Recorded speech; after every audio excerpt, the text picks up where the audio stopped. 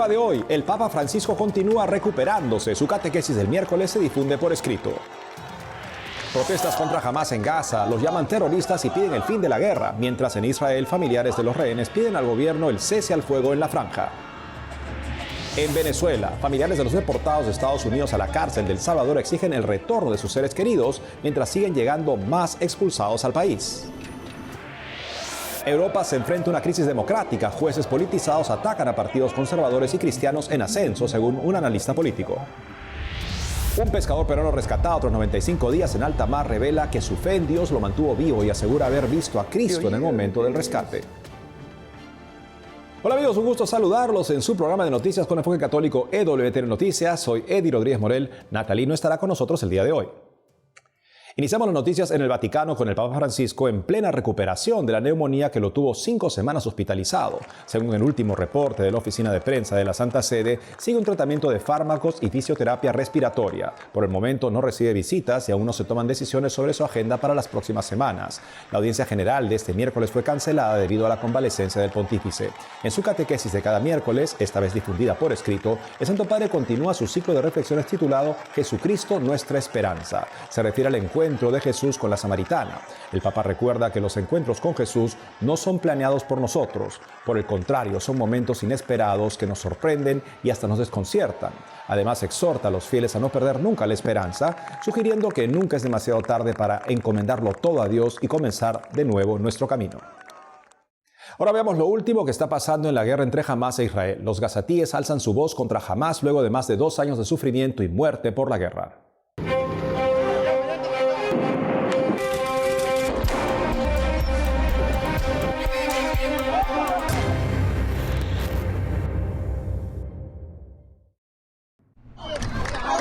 Fuera, fuera, jamás fuera. Así corea una multitud de palestinos en protesta contra el grupo terrorista y la guerra en Gaza este miércoles.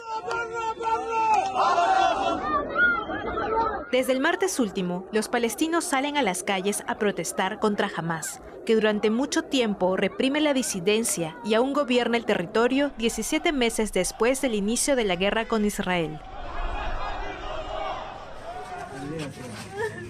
El Ministerio de Salud palestino informó que en las últimas 24 horas, 39 gazatíes muertos y 124 heridos fueron llevados a hospitales. También dijo que al menos 830 personas fueron asesinadas desde que Israel reanudó la guerra. Estábamos felices de haber regresado a nuestras casas. Estábamos felices, todos los seres queridos se han ido, todos se han ido. Basta. La gente destruida, basta. No hay lugar seguro en Gaza, ni los lugares de culto, ni los hospitales, ni las viviendas son seguros. Ni siquiera los lugares que llaman zonas de desplazados son seguros. A inicios de mes, Israel detuvo las entregas de alimentos, combustible, medicamentos y ayuda humanitaria a Gaza. Durante un discurso este miércoles, el primer ministro israelí Benjamín Netanyahu prometió intensificar la guerra hasta que Hamás devuelva a los rehenes.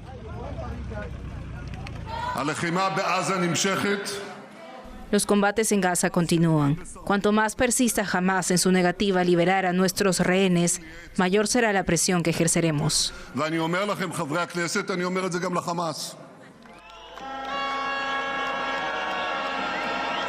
Mientras tanto, en Jerusalén, manifestantes protestan frente a la oficina del primer ministro israelí pidiendo que llegue a un acuerdo para liberar a los rehenes restantes retenidos en Gaza. El pueblo israelí quiere el regreso de los rehenes, quiere democracia, no confía en el primer ministro, quiere una comisión de investigación gubernamental. No quiere la guerra, quiere un acuerdo que incluya a todos, quiere elecciones ya. 536 días de guerra, 536 días de rehenes en el infierno. ¿Hasta cuándo tendremos que despertar a esta realidad, en este estado? ¡Basta ya!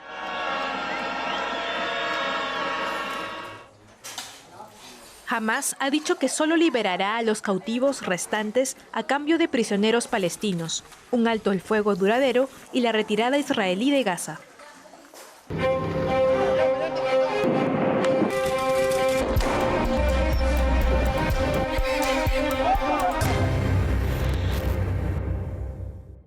Llevamos la mirada a Venezuela con reacciones de los familiares de los deportados de Estados Unidos a una prisión de máxima seguridad en El Salvador. Pero esas no son las únicas expulsiones. La semana arrancó con un nuevo contingente de venezolanos regresados a su país. Nuestro corresponsal Andrés Enríquez informa. En Caracas, en medio de pancartas con el rostro de Hugo Chávez, los familiares de los deportados a la cárcel de El Salvador piden su liberación.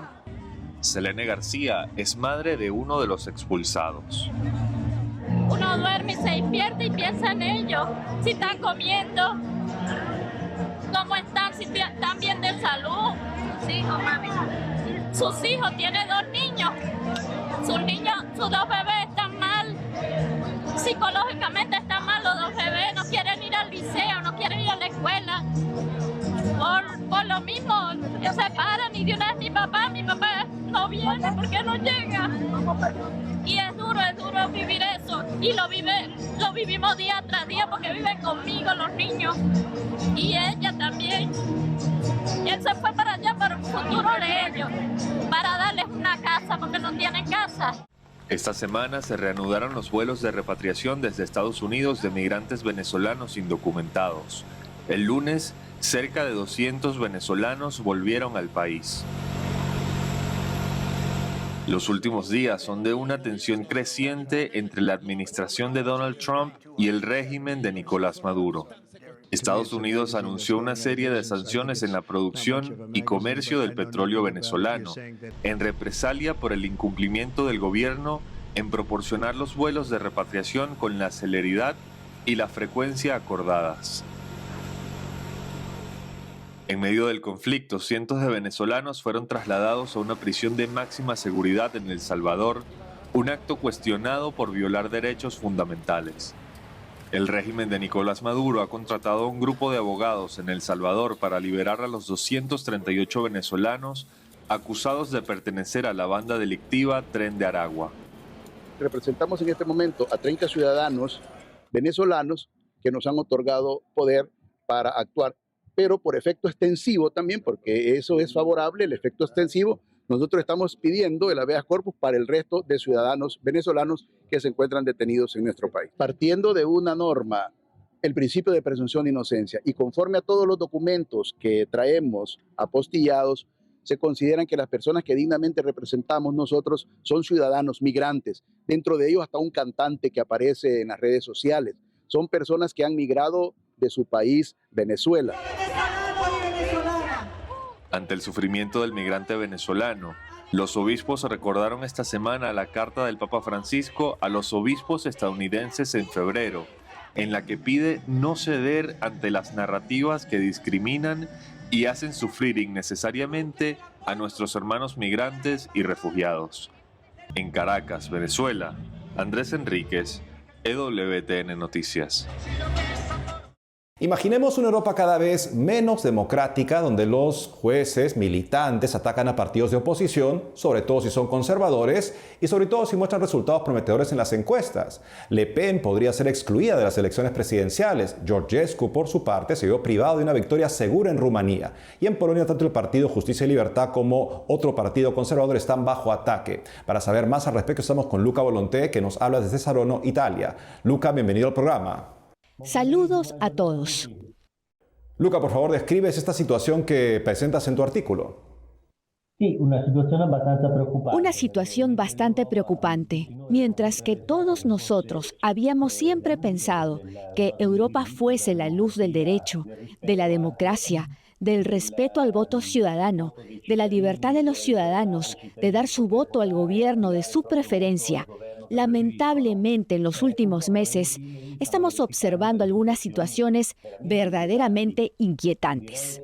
Diría, sin querer ofender, obviamente, a nadie, situaciones que se asemejan mucho a lo que hemos visto hace algunos meses y también en los últimos años en Venezuela, donde el candidato de la oposición era eliminado de la contienda sustancialmente y donde si participa en la contienda es eliminado si gana las elecciones. Es duro reconocerlo, pero la situación que se está evidenciando en Polonia de cara a las elecciones de mayo entrante y en Francia de cara a las elecciones del 2027, como lamentablemente ya sucedió en Rumanía, desde diciembre hasta hace 15 días, es exactamente la misma cosa.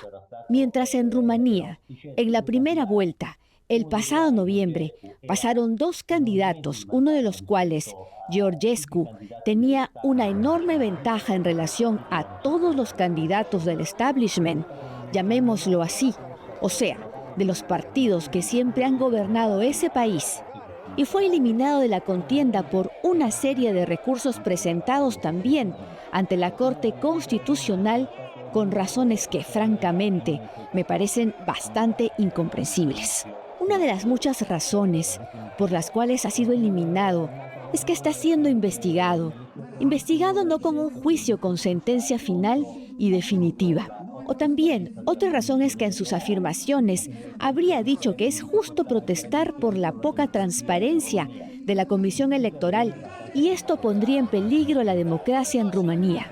Todas razones bastante etéreas. El hecho es que este candidato, que hasta la fecha sería el candidato por el cual al menos el 50% del pueblo rumano dice querer votar, no podrá participar en las elecciones. En su lugar, el bloque conservador y cristiano ha debido presentar un candidato en todo caso de buen nivel, el líder del Partido Conservador, que deberá enfrentar las elecciones del próximo año. Veremos si a este candidato se le permite participar, ya que estos meses en Rumanía han sido dedicados, en efecto, a eliminar a los candidatos que no estaban en sintonía con el bloque de partidos de gobierno.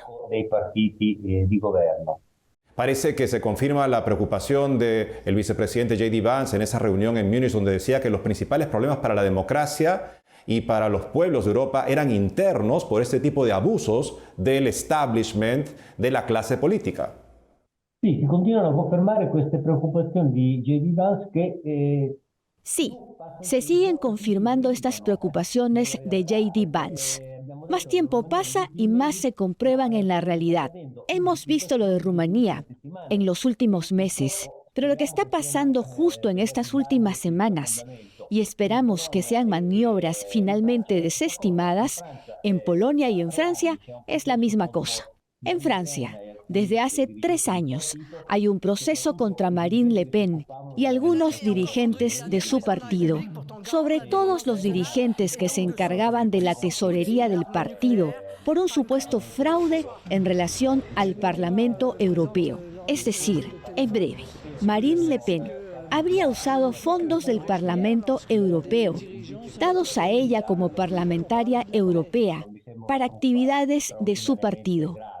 No es que se trate de un asunto tremendamente grave, pero como sea, finalmente, el que debería ser culpable por la gestión de este dinero, como indican las leyes francesas y las leyes electorales de cualquier partido en un país democrático, es el administrador de estos fondos, en este caso el tesorero. En cambio, ella está siendo procesada y en los últimos días, 2 procuradores generales que se ocupan del caso en París han pedido al tribunal que condene a Marine Le Pen a 5 años de cárcel y que la elimine a través de una aplicación de una norma específica a la espera del fallo sustancialmente en los próximos años de la actividad política. Por lo tanto, Le Pen debería no solo renunciar a ser parlamentaria nacional, lo que es hoy, sino le debería ser impedido presentarse a las elecciones del 2027.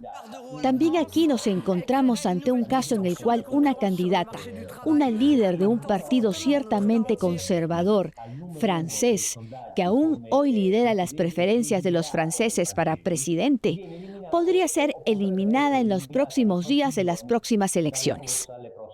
Obviamente esta es otra demostración que el establishment, en este caso a partir del presidente Macron, que ya no puede candidatearse pero podría de algún modo pilotar un propio candidato más fácilmente sin Marine Le Pen en las próximas elecciones, busca eliminar a su más tenaz competidora y a la más deseada competidora, repito, no solo por los conservadores, sino por todo el pueblo francés.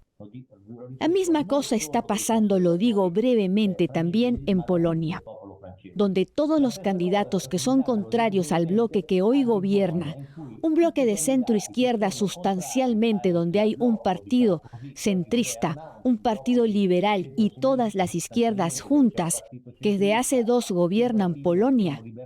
Es decir, este bloque en el poder, a través de algunos nombramientos que han hecho para modificar los equilibrios en la magistratura polaca, están cortando los fondos electorales, es decir, el financiamiento que el Estado da a los partidos políticos en base al número de votos que han recibido en las pasadas elecciones. Están cortando casualmente, digámoslo así, querido público.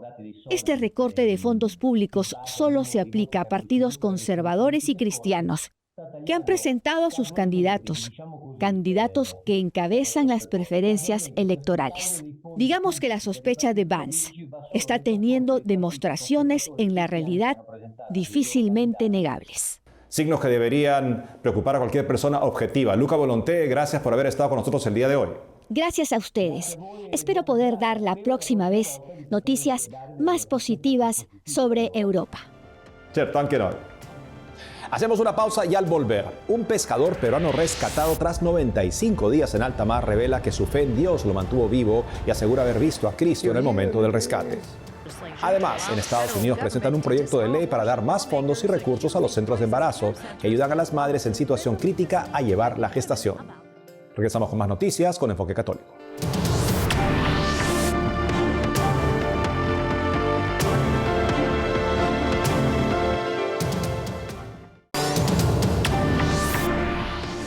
Nos vamos a Perú con la historia de un pescador y el milagro de su rescate después de 3 meses desaparecido en medio del mar. Nuestro corresponsal Abel Camasca nos cuenta.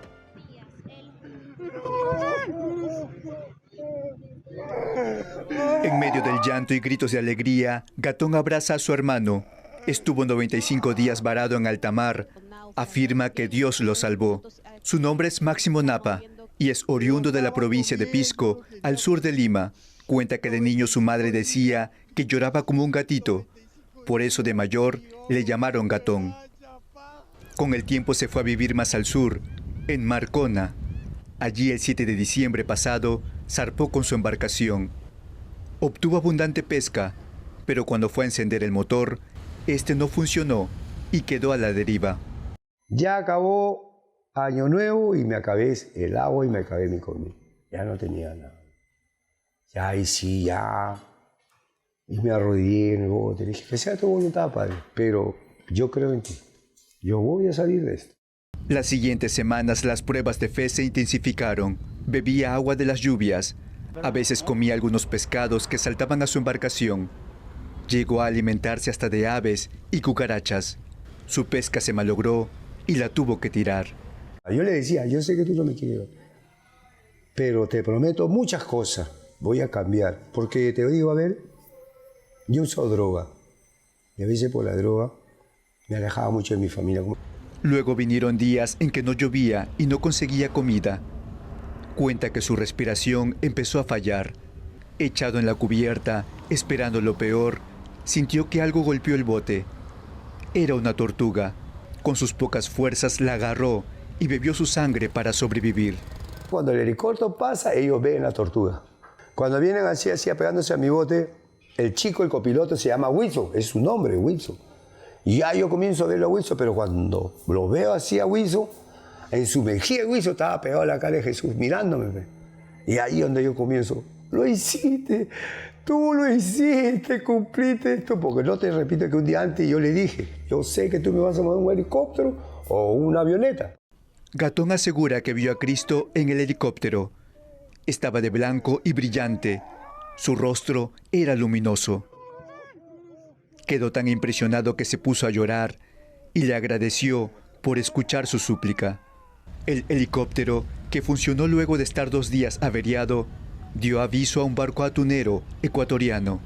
El capitán del barco le contó a Gatón que tuvo un sueño con su mamá, que le insistió en salir afuera. El capitán decidió salir al mar. Al detectar unas aves, pidió al helicóptero que se acercase a ver, y encontraron al náufrago el 11 de marzo. Ahora Gatón se recupera en su casa del puerto de San Andrés, en Pisco, donde tienen como patrono a una imagen del Señor del Mar. Afirma que sus exámenes médicos arrojaron que no tiene nada y que hasta la diabetes que padecía desapareció. Tengo bien clarito que es Dios. Y yo me he compenetrado en eso. Sí, Dios así. Lo vi. Qué más dichoso en la vida que me siento de haberlo mirado. O sea, él apareció como diciendo, ¿no? Resistí, ¿no? Nunca dejé de creer, ¿no? A ver, creo que él como diciéndome, ¿no? Y tienes que decirle a todo el mundo que nunca dejen de creer. Gatón también cuenta que en la época del COVID sus hermanos se enfermaron gravemente. Él no dudó en atenderlos incluso sin mascarilla y nunca se enfermó. Sus hermanos ahora se alegran de tenerlo de vuelta en casa. Siempre ha tenido un buen corazón para todos, no solamente para la familia, para cualquier persona que se le acercaba. Él venía siempre, venían a pedir y él no lo dudaba. Ahí mismo se metía la mano al bolsillo, si tenía víveres, víveres les daba. Pero también agradecer al gran Señor que siempre lo ha tenido en su seno y nunca lo ha abandonado y él tampoco perdió la fe. Entonces, con esto quiero decir muy agradecido a Dios, muy agradecido a nuestro Señor que nos tenemos acá en casa y vamos a darle para adelante nuevamente. Gatón dice que seguirá trabajando en el mar y busca ayuda para continuar con su negocio y mantener a su familia. Enfatiza que lo primero que hará cuando tenga un dinero es comprarse una Biblia para leer la palabra de Dios. En San Andrés, Pisco, Abel Camasca, EWTN Noticias. Llevamos nuestra atención a Estados Unidos, donde se puede encontrar a políticos que legislan a favor del niño por nacer. Se trata de una iniciativa a favor de los centros de embarazo. Veamos el informe de Andrew Slankard de EWTN News Nightly.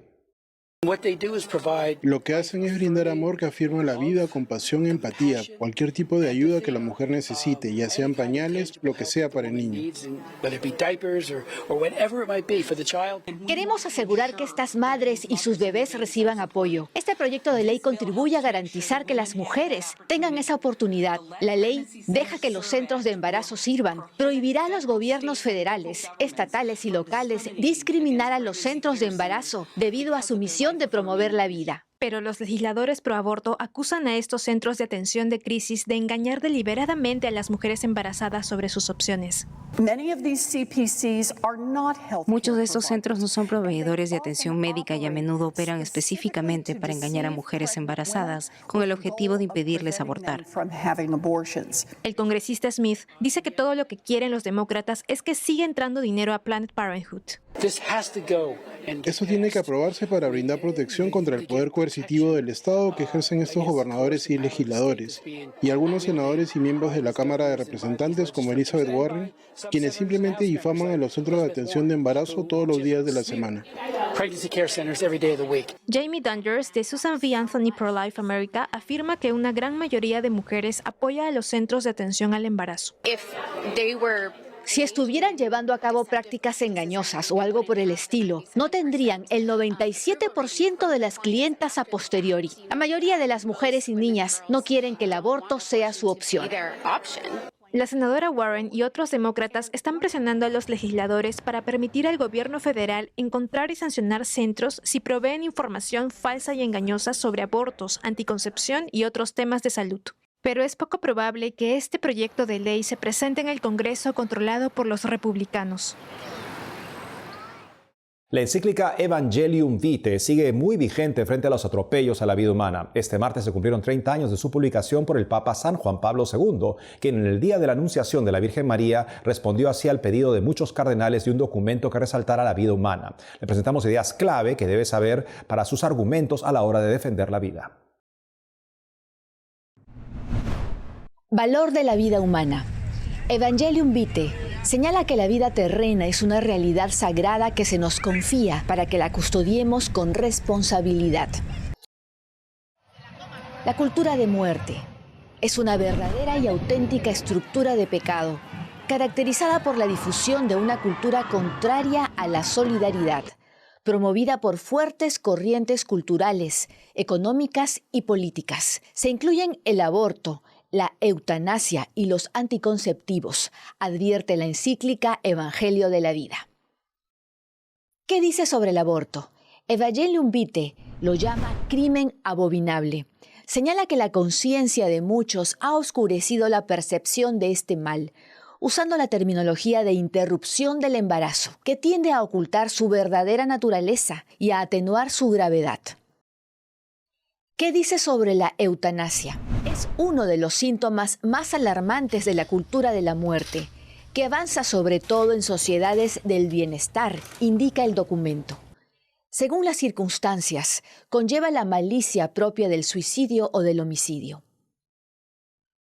Y sobre los anticonceptivos, Evangelium Vitae explica que aunque se afirme con frecuencia que la anticoncepción segura y asequible a todos es el remedio más eficaz contra el aborto, los contravalores inherentes a la mentalidad anticonceptiva, como evitar la paternidad y maternidad o no respetar el significado pleno del acto conyugal, son tales que hacen más fuerte la tentación del aborto. Fenómeno demográfico.